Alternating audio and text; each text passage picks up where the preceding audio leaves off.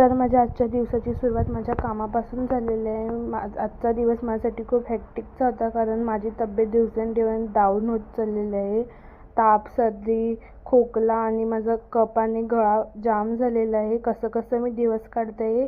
एवढ्या 2-3 टाईम डॉक्टरांकडे जाऊनसुद्धा माझी तब्येत बरी नाही होत आहे. मग मी हाफ डेनी घरी आलेले होते.